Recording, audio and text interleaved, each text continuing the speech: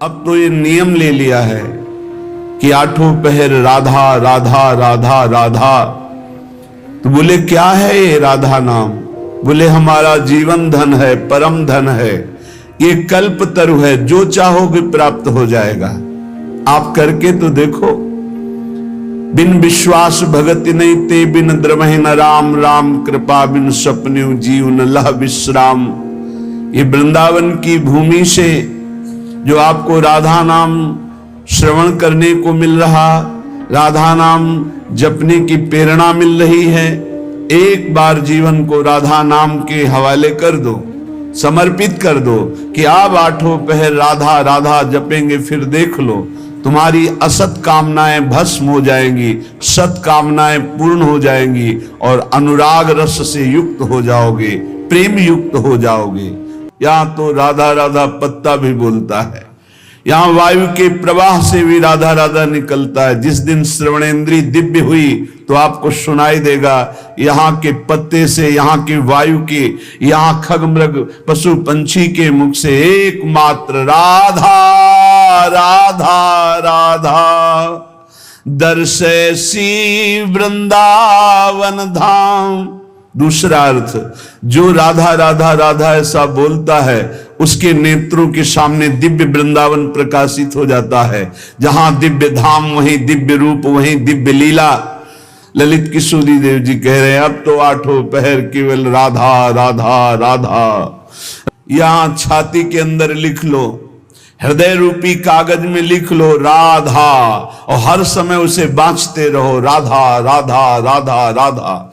बहुत सुंदर साधन है।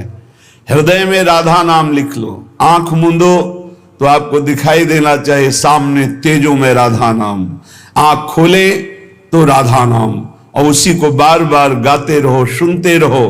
तो राधा नाम अंक आभूषण भूषित कर अंग नाच, राधा नाम लिखी पाटुलिया, ललित किशोरी बाच साच, राधा नाम सो चितरात। परम सत्य राधा नाम से चित्त को जोड़ दो, राधा नाम के गीत गा करके नाचो, राधा नाम को बार बार हृदय में मानस पटल पर लिख करके बांचो। इसी से परम अनुराग प्रकट हो जाएगा, जो चाहोगे वो प्राप्त हो जाएगा। राधा नाम ही सोना तो जाके नाम लेत प्रीतम सो, परत प्रीति को खातो। जो बोलता है राधा, प्रेम परवश होकर प्रीतम उसके जन्म जन्मांतर खाते को फेंक देते, नष्ट कर देते हैं। जो श्लोक में वही पद में, अनुलिख्यानंतान तदप राधान मधुपति महाप्रेमाविष्टम तो परम देयम विंशति। क्या इसे दूं? ये मुझे राधा नाम सुनाया, इसे क्या दूं? ऐसा श्री कृष्ण विवश होकर उसके लिखे हुए अनंत जन्मों के अपराध सब नष्ट कर देते हैं। जो विश्वास करे, खास बात है विश्वास की। ललित किशोरी पहले ते मन लातो। हाय बड़ा समय व्यर्थ चला गया, मुझे बचपन से क्यों राधा नाम सुनने को नहीं मिला, केवल राधा नाम ही रटता। कितना समय चला गया, इसके बाद परिचय में राधा नाम आया। ललित किशोरी जी कह रहे हैं यदि अब विश्वास हो जाए तो अब पकड़ लो राधा नाम, तो क्या होगा? होयो कुंज निवास। तुम कहीं भी शरीर रखो, तुम्हारा मन निकुंज में रहेगा। जगत क्यों जन्म जन्म भर मातो, राधा नाम ही सोना तो। ये जन्म मरण का चक्र बंद हो जाएगा, नवनिवृत्त निकुंज तुम्हारे नेत्रों में दर्शाने लगेगा। यदि राधा राधा बोलोगे तो प्रीतम तुम्हारे अनंत जन्मों के पापों का लेखा जोखा नष्ट कर देंगे। राधा नाम को उर्धार मिली है रसिक मुकुटमणि मोहन, आप ही कुंजन द्वार। राधा नाम को उर्धार। यदि राधा राधा राधा ऐसा बोले तो श्री कृष्ण हर समय तुम्हारे साथ है और निकुंज द्वार में तुम्हारा अद्भुत स्वागत होगा। राधा नाम जापक को दिव्य चिदानंद वृंदावन धाम में प्रवेश मिलेगा, उसका स्वागत होगा। आठों जाऊं छकेंगी अखियां छवि निकुंज बिहार, ललित किशोरी फीके परि है सर्वस सुख संसार परम धन, राधा नाम उर्धार। हे उपासक, यदि आठों पहर राधा राधा जपोगे तो तुम्हारे नेत्र छक जाएंगे, जुगल माधुरी तुम्हारे नेत्रों में भर जाएगी, अर्थात प्रिया प्रीतम का साक्षात्कार हो जाएगा। ललित किशोरी जी कहते हैं संसार के समस्त भोग आकर्षण ये सब फीके हो जाएंगे जितना अधिक तुम नाम राधा नाम जप करोगे। राधा नाम को आधार, आहा रसिक लालवर इसे रटत निरंतर, जान सार को सार राधा नाम को आधार। परम सार आत्म तत्व, आत्म तत्व के परम सार परमात्म तत्व श्री कृष्ण, श्री कृष्ण का परम सार राधा किशोरी। इसीलिए परम सार जानकर स्वयं हरि श्री कृष्ण राधा राधा राधा रटत निरंतर, निरंतर राधा स्मृति में। तो राधा किशोरी श्याम श्यामेति सुंदर वरेति मनोहरेति कंदर्प कोटि ललितेति सुनागरेति, निरंतर श्याम सुंदर विविध नाम प्रभु के रटते हुए अशुभ प्रवाह लाडली करती हैं। तो राधा राधा रटते हुए स्मृति में लालजू डूबे हुए हैं। चाहे जितने तुम जैसे नीच पामर हो, कुछ भी अपराध बन गया हो, अब चिंता मत करो, अब लो नशानी अब ना नशे हो, आज तक की आप नहीं करूंगा, तो राधा नाम जप करो, आपका सब ठीक हो जाएगा। किसी की मत सुनो, सब अपनी अपनी अलग भिन्न भिन्न मति है, भिन्न भिन्न गति है। सत्य है ब्रज 84 कोश परम धाम श्री लालजू का। कोई किसी भी संप्रदाय का कहीं का भी हो, क्या ये नहीं जानता कि ब्रज 84 कोश महामहिम धन है। कल एक महामुनि जैन मुनि जी पधारे तो उनका अहोभाग्य हमें आज श्री कृष्ण की लीला भूमि में प्रवेश मिला, शायद जीवन में दोबारा आने को मिले कि ना मिले। अच्छा लगा। सब कौन ऐसा है त्रिभुवन में जो इस ब्रज भूमि और वृंदावन धाम की, और फिर बिहारी जी के दर्शन को गए, यहाँ की रज माथे पे लगाई, अहोभाग्य बार बार ऐसे बोल रहे थे। ये चाहे जितना कोई गुणहीन मलिन दीन हो, यदि ये नियम ले ले कि अब लो नशानी अब ना नशई हो और राधा राधा राधा रटे, तो उसे निरंतर श्री लालजू के सानिध्य का अनुभव होने लगेगा, सारे दुख मिट जाएंगे और सच्चिदानंद प्रेम रस में डूब जाएगा। सब गुणहीन मलिन दीन अति, जो पतितन में सरदार, पापियों में भी महापापी जो हो, पर वो रटने लगे राधा राधा राधा। तो ललित किशोरी जी कहते हैं मैं वादा करता हूं तासु भरोसे ललित किशोरी सो पाव पसार। मेरी महारानी जी के भरोसे होकर निश्चिंत होकर सो। अब यमदूत तुम्हें डांट नहीं लगा सकते, अब तुम्हारी दुर्गति नहीं हो सकती यदि तुम्हारे मुख से राधा राधा राधा ऐसा निकल रहा है। राधा नाम की गति न्यारी, सपने हूं रसना पर आवत जो, तो विवश बनत है कुंज बिहारी। जागृत की राधा राधा कौन कहे, अगर स्वप्न में निकल जाए राधा तो कुंज बिहारी विवश होकर उसके अधीन हो जाते हैं। मान लीजिए तो आप निहाल हो जाएंगे।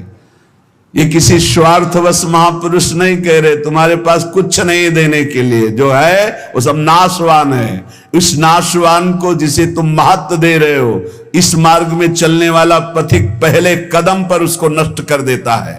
उस वासना को नष्ट कर देता है, उस आश्रय को नष्ट कर देता है, उस चाहत को नष्ट कर देता है जो इस नाशवान की हो। बाद में व्यवहार में तुम देखते हुए उसे नहीं समझ सकते आंतरिक स्थिति को। राधा नाम की गति न्यारी, सपने हूं रसना पर आवत जो राधा,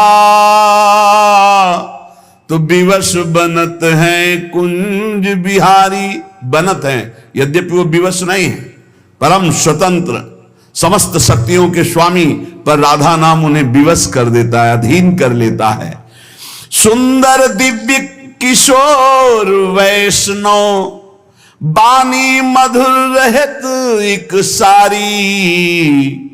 जो राधा राधा रटते हैं, एक दिन नवीन किशोर अवस्था के हमारे युगल सरकार गलवैया दिए हुए उससे बात करेंगे। बात मिलने की बात जाने दो, दर्शन की बात जाने दो, बात करेंगे कैसे हो, कैसा अपार वो सुखमय समय होगा जब मेरे प्राणाराध्य पूछेंगे कैसे हो, और हम दौड़कर उनके चरणों में लौट जाएंगे और वो दोनों एक एक बाह पकड़कर उठाएंगे। जन्म जन्मांतर की हमारी चाहत पूरी हो जाएगी।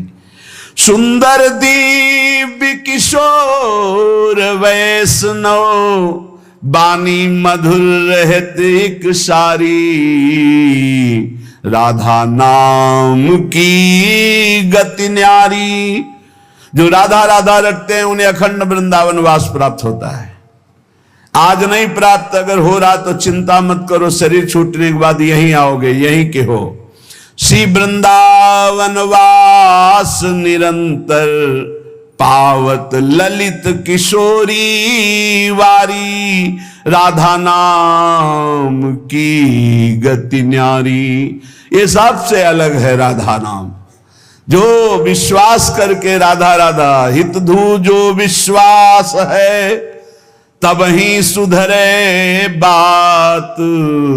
ना तो माया पंथ में फिरे जो टक्कर खात। यदि विश्वास है तो बात सुधर गई, विश्वास नहीं तो माया के टक्करों में चकनाचूर हो जाओगे। कभी काम, कभी क्रोध, कभी लोभ, कभी मोह, कभी मद। तुम्हारा जो साथ देने वाला है वही तुम्हें नष्ट कर देगा। हमारी बात को समझना, यदि भगवद आश्रय नहीं तो तुम्हारा कोई नहीं है, भगवद आश्रय है तो सब विरोध में हो तो भी तुम्हारा कोई बाल बांका नहीं कर सकता। अपनी स्थिति प्रभु में हो, सब बात बन गई। एक हाथी को उसका सेवा करने वाला बहुत जो दुलार करता था, उसे साइड में कर रहा था, एक छोटी छड़ी लेके ऐसे वर्षों से उसका पालन पोषण कर रहा था।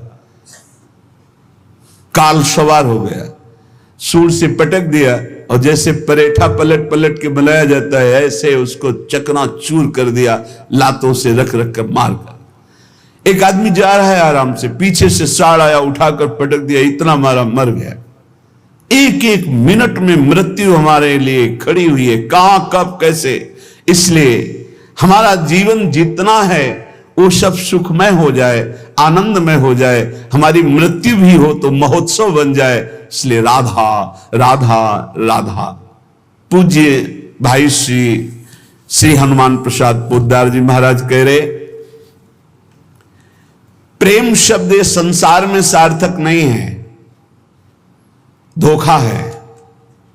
यहां संसार में कोई किसी से प्रेम नहीं करता, कोई नहीं करता। अपने स्वार्थ की पूर्ति के लिए ही यहां प्रेम शब्द का प्रयोग किया जाता है।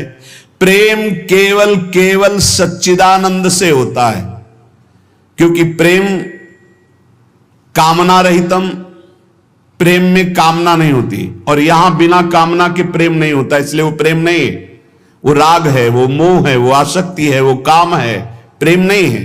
प्रेम सच्चिदानंद में होता है, क्योंकि प्रेम सूक्ष्मतरम, और यहां स्थूल शरीर को लेकर प्रेम किया जाता है। स्थूल शरीर को लेकर, जो स्थूल को लेकर किया जाता है वो राग होता है, प्रेम नहीं होता। जो कामना को लेकर किया जाता है वो राग होता है, प्रेम नहीं होता है। और ये क्रिया स्वरूप है और प्रेम अनुभव स्वरूप है।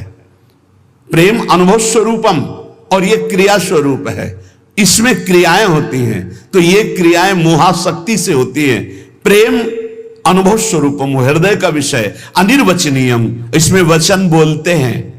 जहां एक दूसरे के प्रति मैं तुम्हें बहुत प्यार करता हूं, क्यों? उसको प्रभावित करके अपनी वासना की पूर्ति करना है। इसलिए चाहे कोई वासना हो, कोई स्वार्थ हो, कोई किसी से मित्रता करता है तो बीच में गंदगी होती है, निज सुख गंदगी होती है, अपनी भावना को पोषण करना, अपने स्वार्थ का पोषण करना, अपनी वासना का पोषण करना, अगर ये गंदगी निकल जाए तो सच्चिदानंद प्रेम कहीं भी कर ले तो भगवान की प्राप्ति हो जाए। पर स्वसुख वांछा रूपी गंदगी का त्याग, जो अपने सुख को भोगने के लिए दूसरे से प्यार का शब्द प्रयोग किया जाता है, ये राग है, ये काम है, ये मलिन वासना है, ये प्यार नहीं है, ये मदांध है। को आ मदांधो मदनातुरोवा, ये काम से व्याकुल पुरुष ऐसा बोलता है, अपनी कामना की पूर्ति। काम का तात्पर्य केवल एक जनेन्द्रीय जन्य नहीं है, हर इंद्री की कामना से युक्त होकर जो किसी से बोला जाता है मैं तुम्हें बहुत प्यार करता हूं, ये केवल वासना का केवल सूचक है। क्योंकि अनिर्वचनीयम प्रेम स्वरूपम, प्रेम कभी कहा नहीं जा सकता कि मैं तुम्हें बहुत प्यार करता हूं। इसलिए प्रेम सार्थक होता है सच्चिदानंद भगवान में। प्रेम शब्द केवल लगता है भगवान में, और यहां जो भी होता है वो राग होता है, काम होता है, आसक्ति होती है, मोह होता है। प्रेम शब्द श्री भगवान में सार्थक होता है, समझ लीजिए। जहां भी प्रेम कोई कहे कि हम आपसे प्रेम करते, तो समझ लेना बहुत कोई न कोई स्वार्थ बुद्धि है, कोई न कोई वासना बुद्धि है, कोई न कोई अपने सुख की बात ये देख रहा है मेरे में, इसलिए कह रहा है मैं तुम्हें बहुत प्यार करता हूं। प्रेम विशुद्ध होता है, कामना मलिन होती है। प्रेम निस्वार्थ होता है और कामना स्वार्थ युक्त होती है। यहां कौन निस्वार्थ प्रेम करता है? यहां कौन विशुद्ध प्रेम करता है? उज्जवल होता है प्रेम और काम मलिन होता है। प्रेम इंद्रियातीत है और काम इंद्रियों से होता है। तो ये प्रेम सार्थक होता है सिर्फ श्री भगवान में। जो आपको बोले कि मैं आपको बहुत प्यार करता हूं, तो समझ लेना ये वासना का खेल खेलने का षड्यंत्र है, ना कि प्रेम। आज इसी षड्यंत्र में फंसकर अपने चरित्र को, अपने जीवन को दूषित किया जाता है और कहा जाता है प्रेमी हैं हम। प्रेमी, प्रेम शब्द को कलंकित किया जाता है। वही प्रेमी हितधाम में थे तो एक जोड़ी आई, उन्होंने कहा कि हमने लव मैरिज किया है, आशीर्वाद दीजिए। बढ़िया है। एक साल बाद अकेले दिखाई दिया हमको, भाई अकेले आए आप? बोले तलाक हो गई है। यह है प्रेम। दूसरा मिल गया कोई स्वार्थ पूर्ति के लिए, उससे अच्छा अपनी भावना में, खत्म प्रेम। स्वार्थ की पूर्ति को संसार में प्रेम कहा जाता है। इसलिए प्रेम शब्द को गंदा न करो। प्रेम केवल अंतर में विराजमान निरंतर जिनकी सत्ता है उन श्री भगवान से होता है। जब प्रेम होने लगता है तो दूसरी समस्त वस्तुओं से, समस्त स्थितियों से मन हटने लगता है। केवल प्रीतम ही प्रीतम सुहाते हैं। ऐसा कामी पुरुष को भी होता है, ऐसा कामिनी को भी होता है।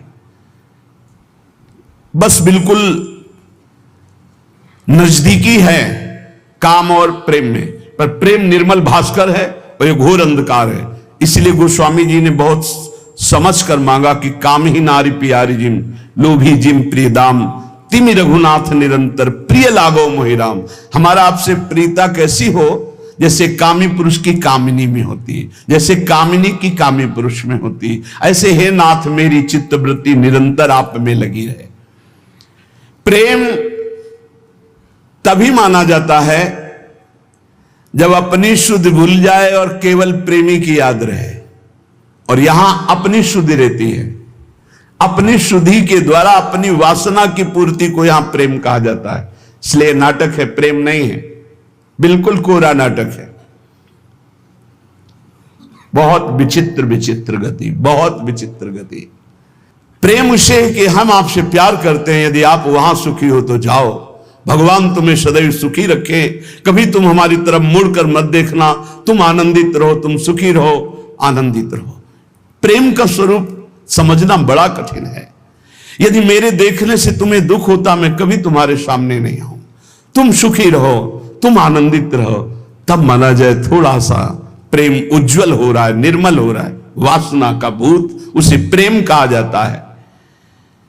प्रेम केवल प्रीतम अपनी भी शुद्ध भूल जाए, अपनी भी शुद्ध भूल जाए, या अपनी ही शुद्ध की पूर्ति के लिए प्रेम शब्द का प्रयोग किया जाता है।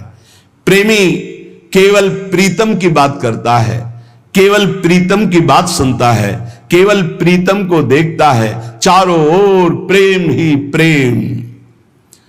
प्रेम की वृत्ति में कभी पूर्णता नहीं आती है कि मुझे पूर्ण प्रेम प्राप्त हो गया, ऐसा कभी नहीं आता। सदैव प्रेम में कमी का अनुभव होता है। मैं कहां उनको प्रेम करते हैं, मेरे में कहां ऐसा है कि मैं उन्हें प्रेम दे सकूं। मैं तो सब गुणों से हीन हूं, ये तो पता नहीं वो क्या देखते हैं कि हमसे प्रेम करते हैं।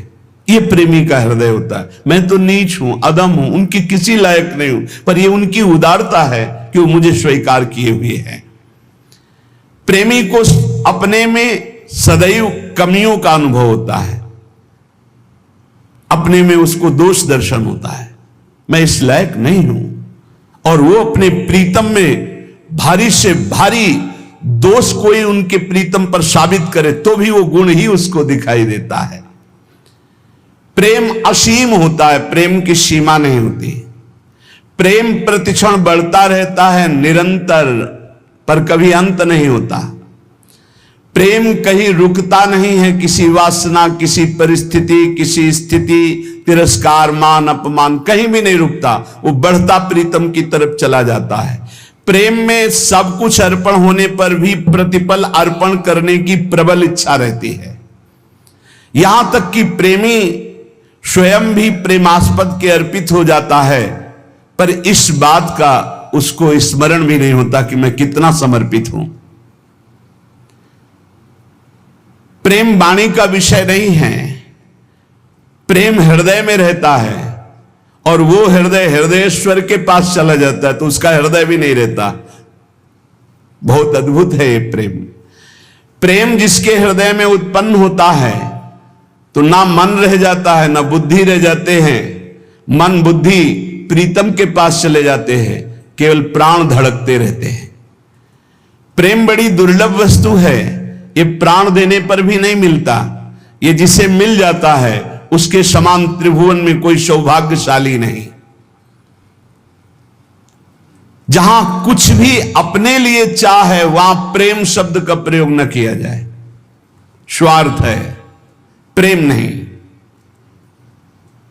प्रेमी का सुख इसी में है कि मेरे प्रीतम कैसे सुखी हूं, तत्सुख सुखित्वम। हमारे जीवन में यदि दुख आए और मेरे प्रभु राजी हैं तो कभी सुख नहीं चाहिए, कभी सुख नहीं चाहिए। मेरे प्रीतम क्या परेशानी प्यारे को, जो प्रेम करने वाले उनको क्या परेशानी, क्योंकि प्यारे मेरे चाहते मैं दुखी रहूं, ये दुख समुदाय घेरे रहे, बस जोई जोई प्यारो करे सोई मुई भावे। बहुत कठिन बात है। प्रवचन कर लेना सरल है, प्रवचन सुन लेना सरल है कि दुख घेरे रहें। एक जन्म के लिए आप प्रभु के लिए थोड़ा हिम्मत कर लो। कैसी भी परिस्थिति आवे, आपका नियम न टूटे, आपका भजन न टूटे। जो नियम बनाओ उसे चलने दो। प्राण चाहे निकल जाए, इस जन्म में भक्ति से पीछे नहीं हटना तो निश्चित भगवत प्राप्ति हो जाएगी। ये जीवन हमारा भगवत प्राप्ति के लिए है। बहुत सावधान, सुख दुख के ये भाव समुद्र के थपेड़े हैं। कहीं सुख में भूल मत जाना, कहीं दुख में घबराकर भक्ति मत छोड़ देना।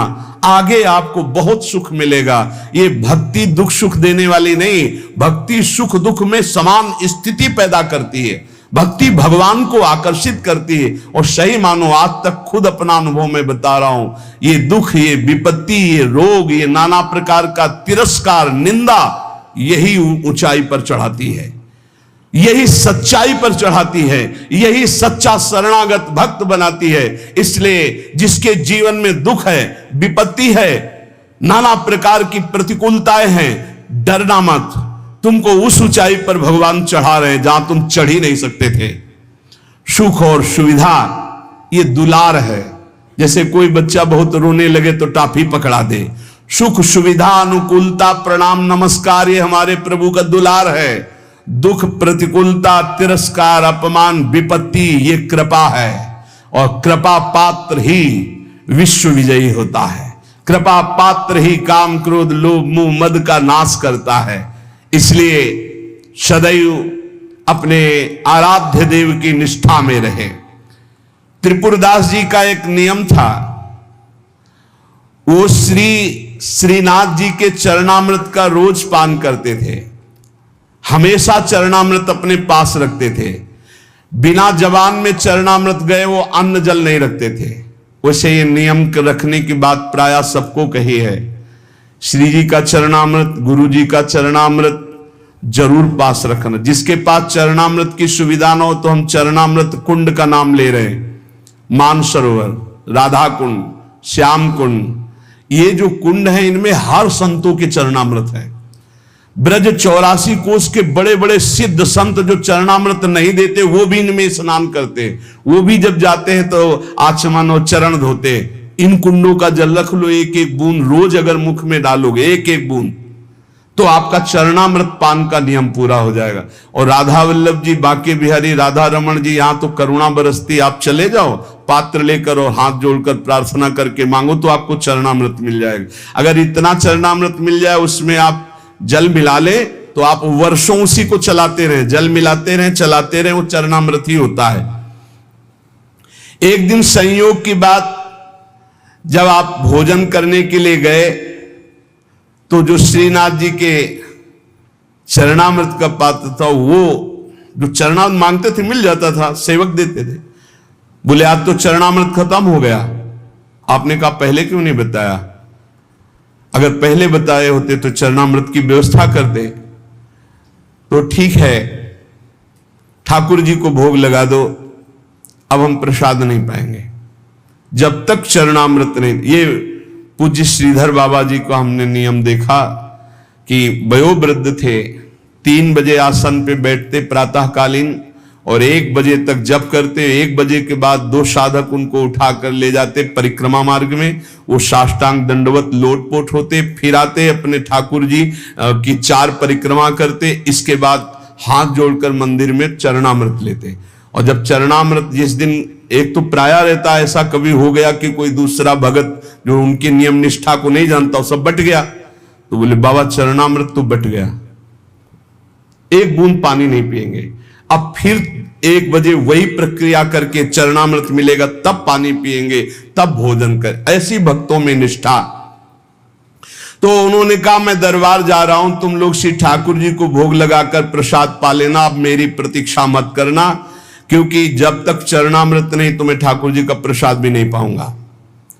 मन में निश्चय किया कि यदि चरणामृत श्रीनाथ जी का नहीं मिला तो चाहे प्राण निकल जाए कभी कुछ जबान पे नहीं रखूंगा। चरणामृत के बिना मेरा जीवन किस काम का। रसोईया अपने कार्य में लग गया। इतने में स्वयं श्रीनाथ जी 10 वर्ष के बालक का रूप रहकर पात्र में चरणामृत अपना जतिपुरा से ले गए। वहां पहुंचे और कहा सुनो ये 3 पात्र रखे, त्रिपुरदास जी को बता देना, इसमें श्रीनाथ जी का चरणामृत, इसमें महाप्रभु वल्लभाचार्य जी का चरणामृत, और ये तीसरे पात्र में श्रीनाथ जी का उच्छिष्टामृत। उनको बुला लो और पवाओ। और ये तीनों थैलियां भेजी गए। बालक ऐसा कह के चला गया। त्रिपुरदास जी को बुलाने के लिए गए। त्रिपुरदास जी दरबार में थे, एकांत में आए और उनका मैंने कहा था कि बिना चरणामृत के हम प्रसाद नहीं पाते, क्यों हमको तंग कर रहे हो? बोले नहीं, चरणामृत तो आपकी ही बात पहुंच गई है तो वहां से चरणामृत भेजा गया है। बोले कौन बालक चरणामृत लाया? बोले जय जय ने भेजा होगा। तो कितनी अवस्था था? 10-12 वर्ष की अवस्था। वो कहा अरे बालक नहीं था, साक्षात श्रीनाथ जी थे, साक्षात श्रीनाथ जी थे। जे ही अलौकिक चरणामृत का स्वाद, स्वयं श्रीनाथ जी ने अपना चरणामृत उतार, वल्लभाचार्य जी का चरणामृत और अपना उच्छिष्टामृत।